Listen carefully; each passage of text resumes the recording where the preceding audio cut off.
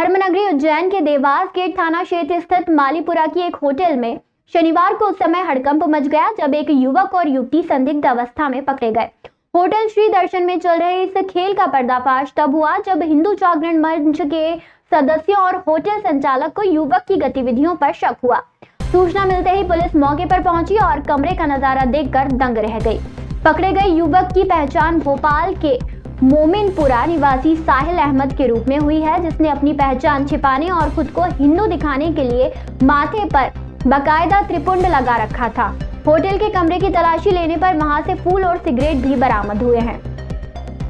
जांच में ये सनसनीखेज खुलासा हुआ है कि साहिल अहमद की दोस्ती जबलपुर निवासी युवती से online mobile game free fire के जरिए हुई थी। गेम खेलते खेलते दोस्ती इस कदर परवान चढ़ी कि युवती अपने परिजनों को बिना बताए गुपचुप तरीके से उज्जैन पहुंच गई। युवक ने धार्मिक पहचान बदलकर युवती को झांसे में लेने की कोशिश की थी। पकड़े जाने के बाद मालीपुरा क्षेत्र के व्यापारियों और हिंदू संगठनों की भारी भीड़ मौके पर जमा हो गई और जमकर हंगामा हुआ। पुलिस ने मामले की संवेदनशीलता को देखते हुए साहिल को हिरासत में ले लिया है, जबकि युवती को महिला पुलिस की निगरानी में लेकर अलग से पूछताछ की जा रही है। देवास गेट थाना पुलिस के अनुसार मामला बेहद गंभीर है और पहचान छिपाकर ठहरने के पीछे के असली मकसद की गहराई से जांच की जा रही है। उज्जैन में लगातार सामने आ रहे इस तरह के मामलों ने सुरक्षा व्यवस्था और होटलों की कार्यप्रणाली पर भी सवाल खड़े कर दिए हैं। तो श्री दर्शन है, यह देवास गेट क्षेत्र थाना क्षेत्र देवास गेट लगता है। यहाँ पर आज ये होटल व्यवसायी की जागरूकता के चलते आज यहाँ पर एक युवक युवती पकड़ाए हैं और युवक युवती चूंकि युवती जो है वो जबलपुर की रहने वाली है और युवक जो है वो भोपाल का रहने वाला है। दोनों की संदेहास्पद स्थिति को देखते हुए उन्होंने डॉक्यूमेंट सबमिट किए थे, उन्होंने रजिस्टर भी किया उसको डॉक्यूमेंट को, परंतु संदेहास्पद स्थिति को देखते हुए उन्होंने सही समय पर पुलिस को बुला करके सूचित किया और दोनों युवक युवती को अरेस्ट करवाया। साथ में इस बात की जांच के लिए ये सुरक्षा का विषय, ये अच्छा इनिशिएटिव है। पहली बार किसी होटल व्यवसायी ने इस प्रकार की एक गतिविधि को संचालित किया शहर की आंतरिक सुरक्षा को ध्यान में रखते हुए। और इसी प्रकार हमारी सभी होटल व्यवसायियों से अपील है कि ये इस प्रकार से सचेत रहें, शहर की आंतरिक सुरक्षा को जहां भी खतरा हो वहां पुलिस को सूचना दें। और उन्होंने सूचना दी, हमको मालूम पड़ा कि लड़की फ्री फायर गेम के माध्यम से उससे दोस्ती हुई। लड़की जबलपुर के बिना अपने माँ बाप को बताए यहाँ पर आई है और इस प्रकार से एक लड़की को कहीं न कहीं सुरक्षा देने की दृष्टि से ये होटल व्यवसायी जो है शशि राघवानी, इनका अच्छा सहयोग रहा। हम धन्यवाद पेश करते हैं। धर्मधानी उज्जैन में राष्ट्रीय स्वयंसेवक संघ के शताब्दी वर्ष के उपलक्ष्य में हिंदू समाज की एकजुटता का अनूठा नजारा देखने को मिल रहा है। रविवार 11 जनवरी को हीरा मील बस्ती के अरविंद नगर स्थित महाकाल परिसर में विराट हिंदू सम्मेलन का भव्य आयोजन किया गया। इस दौरान सुदामा नगर, तुलसी नगर, अरिहंत परिसर और राजनगर सहित आसपास की कॉलोनियों से बड़ी संख्या में सनातनी एकत्रित हुए। कार्यक्रम में जहां एक और शस्त्र प्रदर्शन ने युवाओं में जोश भरा, वहीं दूसरी ओर सभी ने ऊंच नीच का भेद मिटाकर एक साथ बैठकर सहभोज का आनंद लिया। सम्मेलन में मुख्य अतिथि महामंडलेश्वर शांति स्वरूपानंद गिरी महाराज ने आशीर्वचन दिए, जबकि मुख्य वक्ता के रूप में पारस गहलोत ने हिंदुओं को एकजुट होने का आह्वान किया। विशिष्ट अतिथि के रूप में पूर्व महापौर मीना जूनवाल और नगर संयोजक हरि सिंह यादव मौजूद रहे। कार्यक्रम की जानकारी देते हुए सह संयोजक राजेश गर्ग ने बताया कि 1 जनवरी से 25 जनवरी तक शहर की 65 बस्तियों में यह आयोजन किया जा रहा है। इसी कड़ी में आज शहर में एक साथ 40 स्थानों पर हिंदू शक्ति का प्रकटीकरण हुआ। कार्यक्रम के दौरान भारत माता की आरती और सांस्कृतिक प्रस्तुतियों ने माहौल को देशभक्ति के रंग में सराबोर कर दिया।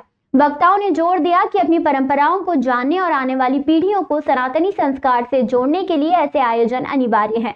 इस अवसर पर पूर्व राज्य मंत्री पारस जैन, शैलेश कलबाड़िया, मनोज गरवाल, राहुल नागवंशी, सत्यनारायण अग्रवाल सहित सैकड़ों कार्यकर्ता मौजूद रहे। संचालन राजेश गर्ग ने किया और आभार मुकेश लखमानी ने माना। शताब्दी वर्ष का संकल्प महाअभियान उज्जैन की 65 बस्तियों में 25 जनवरी तक चलेंगे सम्मेलन। एकता का मंत्र, शस्त्र पूजन, बौद्धिक सत्र और सांस्कृतिक कार्यक्रमों से जागरूक हो रहा समाज। समरसता भोज, जाति पाति का बंधन तोड़, हजारों लोगों ने एक साथ किया भोजन। अपील, आयोजकों ने शहरवासियों से अपनी निकटतम बस्ती के सम्मेलन में जुड़ने का आग्रह किया।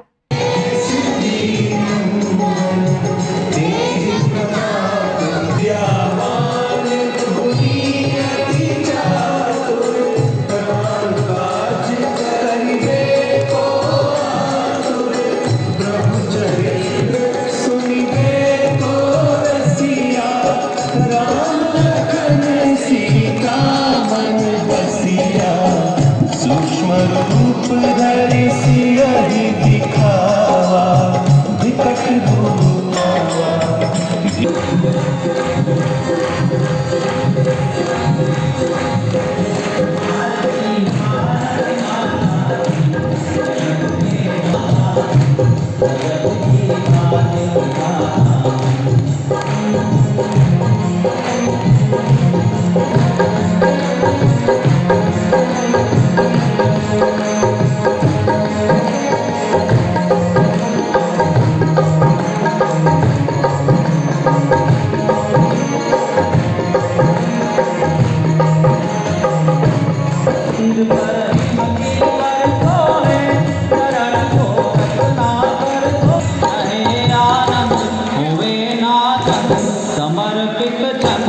हिंदू सम्मेलन का आयोजन किया गया था उज्जैन के विक्रमादित्य नगर के अंतर्गत हीरा मिल की बस्ती में आयोजन हुआ। इसमें लगभग 2 से 2,500 लोगों की उपस्थिति रही और हमारे संत श्री परम पूजनीय शांति स्वरूपानंद जी ने हिंदू को एक रहने के लिए आशीर्वचन दिए और उसके मार्ग बताए। आदरणीय दीदी मीना जूनवानी पूर्व महापौर है, उन्होंने पंच परिवर्तन का विषय रखे हैं। पंच परिवर्तन का विषय जो संघ के शताब्दी वर्ष हुआ है उसके अंतर्गत जो रखा है नागरिक अनुशासन। हमें अपने जीवन में क्या नागरिक अनुशासन रखना है, किस प्रकार से अपने नियमों का पालन करना है, यह बताया गया।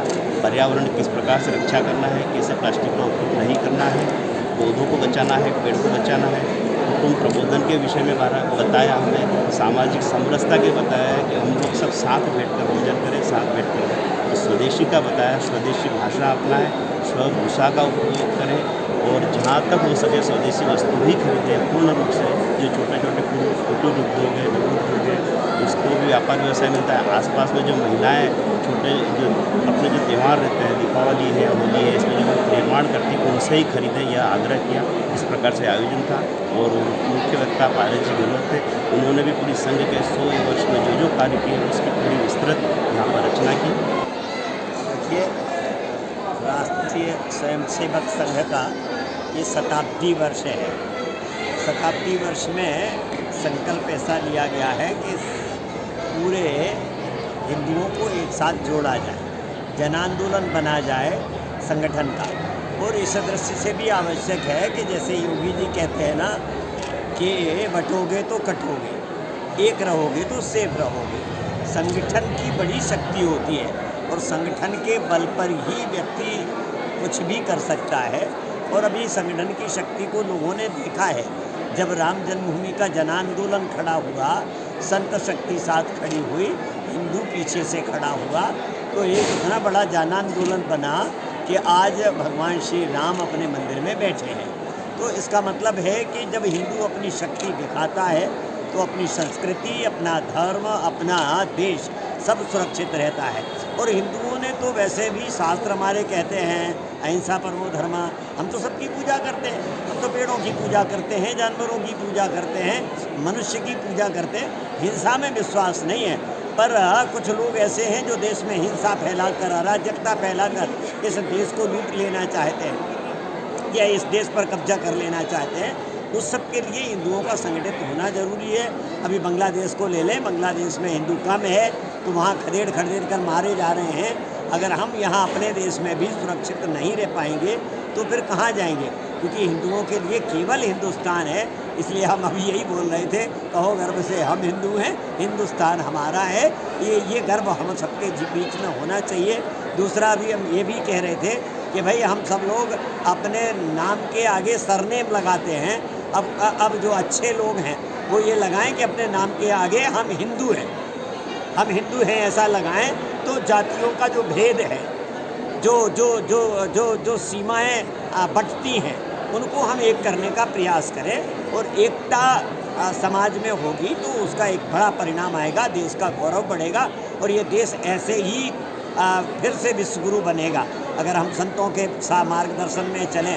अभी हम लोग यही बोलते हैं भाई ऐसे कथा करते हैं तो हज़ारों लोग हमारे साथ होते हैं, शोभा यात्रा निकलती है धर्म की किसी, हज़ारों लोग हमारे साथ होते हैं। तो फिर ऐसे ही अगर संतों के पीछे समाज खड़ा रहा तो ये देश जल्दी ही हिंदू राष्ट्र होगा, हिंदुओं का है, हिंदू का रहेगा और इसे कोई हिंदुओं से अलग नहीं कर सकेगा। उज्जैन के विश्व प्रसिद्ध ज्योतिर्लिंग भगवान महाकालेश्वर के लाइव ऑनलाइन दर्शन बंद होने और श्रद्धालुओं के प्रवेश समय में कटौती के खिलाफ विश्व हिंदू परिषद और बजरंग दल ने मोर्चा खोल दिया है। रविवार को 100 से अधिक कार्यकर्ता भारत माता मंदिर में एकत्रित हुए और रैली निकालते हुए महाकाल लोक के नीलकंठ द्वार पहुंचे। मंदिर प्रशासन के फैसलों के विरोध में कार्यकर्ताओं ने द्वार पर ही धरना दे दिया और सामूहिक रूप से हनुमान चालीसा का पाठ कर मंदिर समिति व प्रशासक को सद्बुद्धि देने की प्रार्थना की। बजरंग दल के जिला सह संयोजक विक्की राठौड़ ने आक्रोश व्यक्त करते हुए कहा कि बाबा महाकाल के लाइव दर्शन की प्रक्रिया वर्षों से जारी थी, जिसे श्रद्धालु घर बैठे लाभ लेते थे, लेकिन 25 दिसंबर से इसे बंद करना करोड़ों भक्तों की आस्था के साथ खिलवाड़ है। उन्होंने यह भी कहा कि मंदिर में प्रवेश का समय रात 10 बजे से घटाकर 9 बजे करना अनुचित है। आज विश्व हिंदू परिषद बजरंग दल उज्जैन महानगर द्वारा बीते दिनों यहाँ पर लाइव दर्शन को लेकर लाइव दर्शन बंद कर दिए गए हैं बाबा महाकाल के, एवं रात्रिकालीन में संध्या आरती के समय आम श्रद्धालुओं पर रोक लगाई गई है। और अवंतिका द्वार पर भी जो उज्जैन के लोकल यात्री दर्शन करने के लिए जाते थे, उनके लिए भी कहीं ना कहीं इन्होंने प्रतिबंध लगा दिया है। तो हमारा ऐसा आग्रह है मंदिर प्रशासन से और निवेदन भी कर रहे हैं कि यहाँ पर जल्द से जल्द व्यवस्था बनाए और इन सभी सुविधाओं को वापस से पूर्ण रूप से चालू करें, अन्यथा बजरंग दल इसके लिए आंदोलन करेगा। उग्र आंदोलन की आवश्यकता पड़ी तो वो भी करेगा, क्योंकि कहीं ना कहीं इतने श्रद्धालु बाबा महाकाल के दर्शन के लिए आते हैं और उन्हें परेशानियों का कारण सामना करना पड़ता है। पिछले मंथ की बात है कि विष्णु मंदिर के लिए भी बजरंग दल को आंदोलन करना पड़ा, उसका भी अभी तक कोई निर्णय आया नहीं है। 2 माह का समय प्रशासन द्वारा दिया गया था, जो मंदिर समिति है। अन्यथा यदि उन सभी मांगों पर बात नहीं हो पाई तो बजरंग दल उग्र आंदोलन करेगा। आज हमने सद्बुद्धि प्रशासक और यहाँ की समिति को सद्बुद्धि हेतु हमने हनुमान चालीसा का पाठ किया है और हम यही मांग रख रहे हैं कि यहाँ पर जो ऑनलाइन दर्शन है, वो लाइव दर्शन है, वो चालू हो और जो रात्रि में शयन आरती के समय आम श्रद्धालुओं पर जो रोक लगी है उसे बंद करें। विरोध प्रदर्शन के बाद कार्यकर्ताओं ने कलेक्टर के नाम ज्ञापन सौंपा। ज्ञापन लेने पहुंचे सहायक प्रशासक मूलचंद जूनवाल ने बताया कि संगठनों की मांगों और ज्ञापन को वरिष्ठ अधिकारियों तक पहुंचाया जाएगा ताकि उचित निर्णय लिया जा सके। कार्यकर्ताओं ने चेतावनी दी है कि यदि व्यवस्था पुनः बहाल नहीं हुई तो आंदोलन और उग्र किया जाएगा।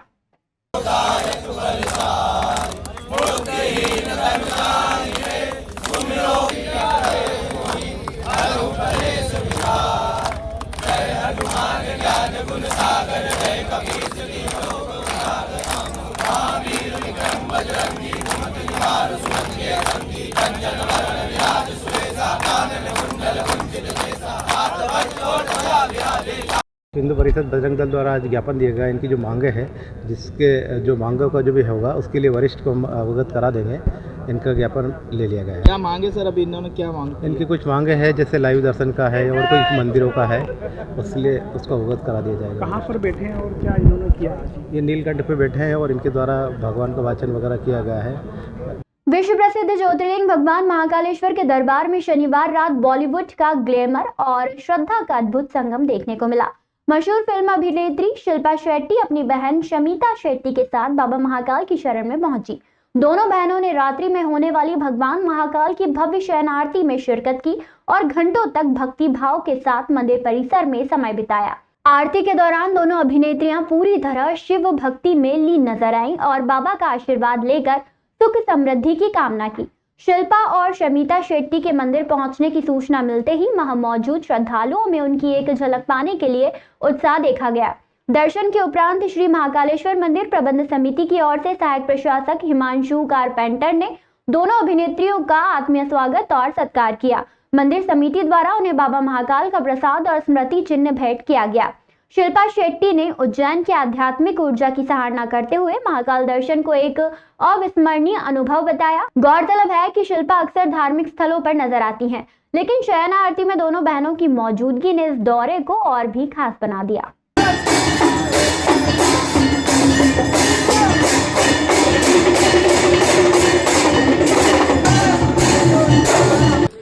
जय महाकाल। क्या कहूँ, ऐसे लगता है जैसे यहाँ पे आने वाले जो लोग हैं वो खुद अपने मन से तो आते नहीं है, बुलावा आ जाता है तो आना ही पड़ता है। और ऐसे लग रहा है कि आज बुलावा आ गया था मेरे लिए और शमिता के लिए, तो हम लोग दौड़े चले आए। बहुत अद्भुत दर्शन हुए आज। पहली बार शाम की आरती की मैंने और रात की आरती, और उसकी ऊर्जा के बारे में मैं क्या कहूँ, और जिस तरीके से ऑर्गेनाइज किया यहाँ के लोगों ने, बहुत तहे दिल से धन्यवाद करना चाहती हूँ। और बहुत ही प्यार से और बहुत ही अच्छे ढंग से उन्होंने आयोजन किया।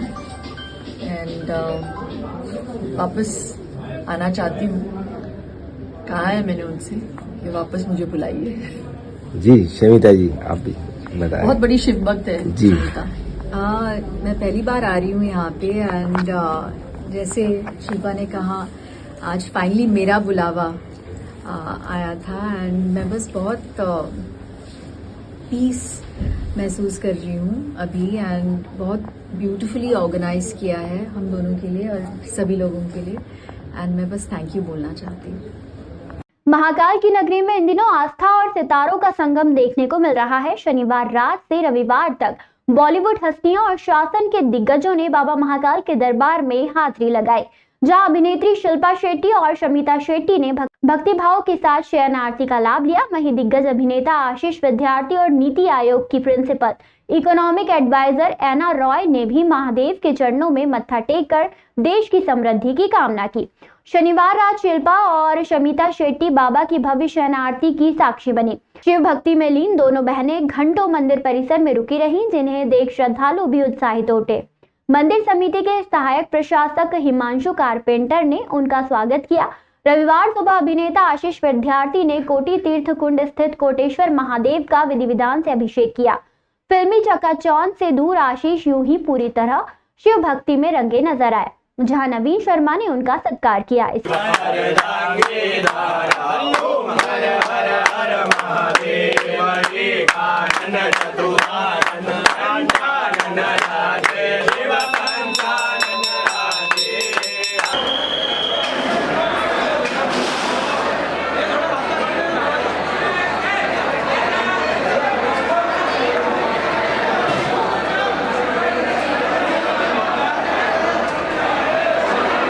जय श्री महाकाल। तो ये मान्यता है और मेरा भी यह मानना है कि आप जब भी किसी ऐसे भव्य स्थल पर आते हैं तभी आते हैं जब बुलावा आता है और तभी आप पहुंच पाते हैं। तो मैं तहे दिल से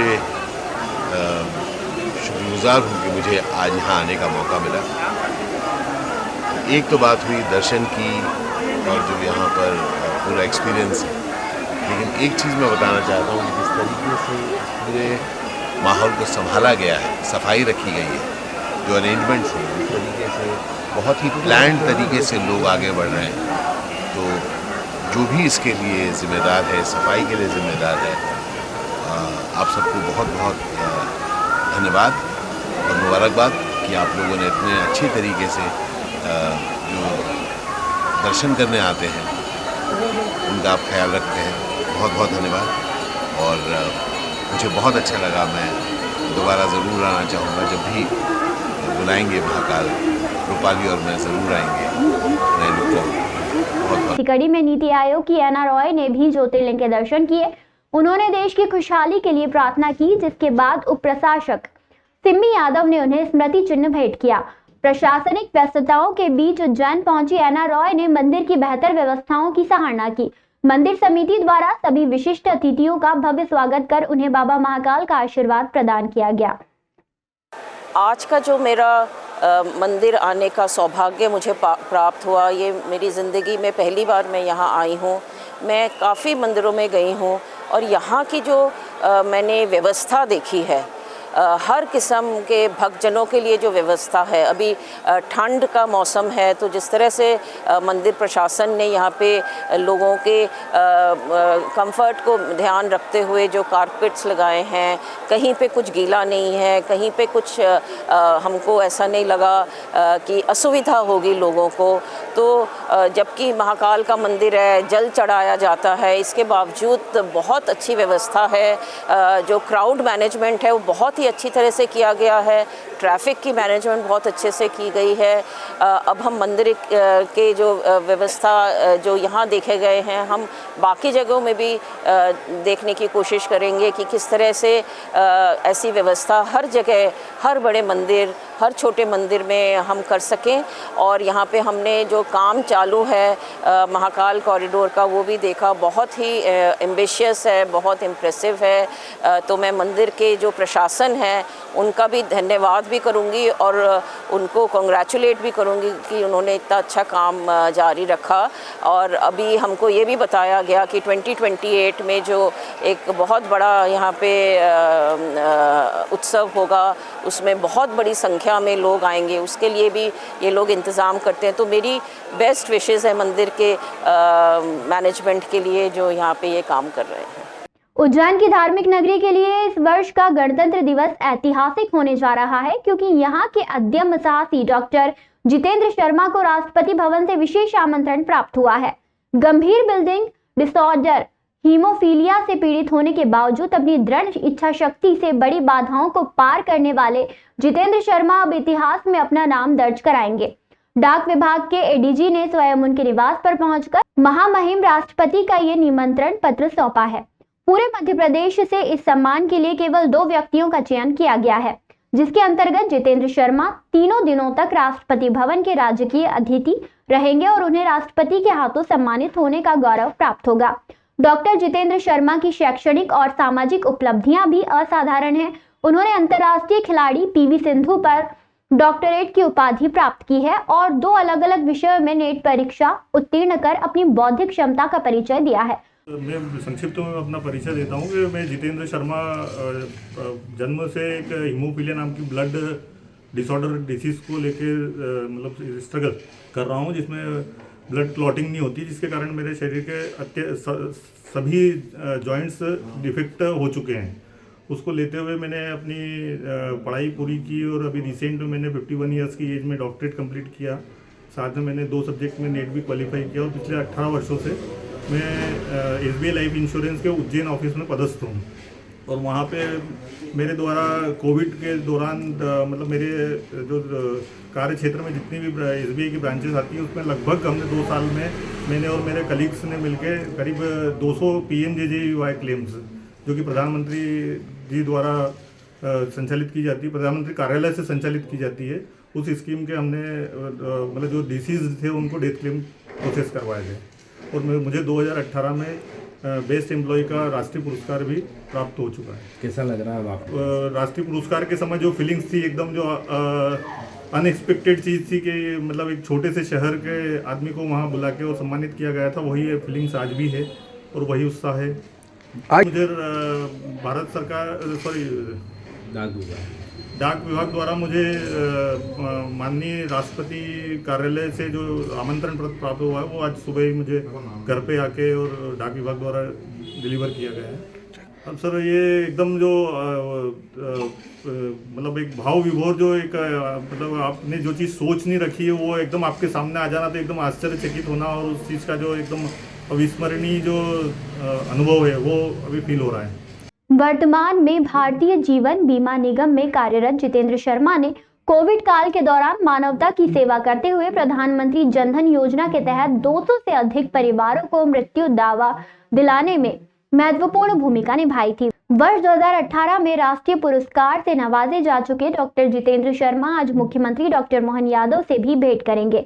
उनका ये सफर साबित करता है कि संकल्प शक्ति के आगे शारीरिक चुनौतियां भी घुटने टेक देती हैं। सर मैं अजीत सिंह और साथ में मेरे श्री शर्मा जी हैं। हम लोग पोस्ट ऑफिस से श्री शर्मा जी को जो आमंत्रण पत्र राष्ट्रपति जी की तरफ से प्राप्त हुआ है उसको वितरित करने के लिए यहाँ पर प्रस्तुत हुआ है। सर उज्जैन में सर ये मेरा दूसरा आमंत्रण पत्र वितरित करने का मौका मिला है मेरे को। मैं भी श्री शर्मा जी के साथ साथ अपने आप को काफ़ी भाव विभोर महसूस कर रहा हूँ, क्योंकि ऐसे आमंत्रण पत्र कम ही प्राप्त होते हैं जो हम लोगों को वितरित करने के लिए प्राप्त होते हैं। तो मुझे बहुत अच्छा लग रहा है कि मैं शर्मा जी को ये आमंत्रण पत्र वितरित कर रहा हूँ और मुझे काफ़ी खुशी महसूस हो रही है।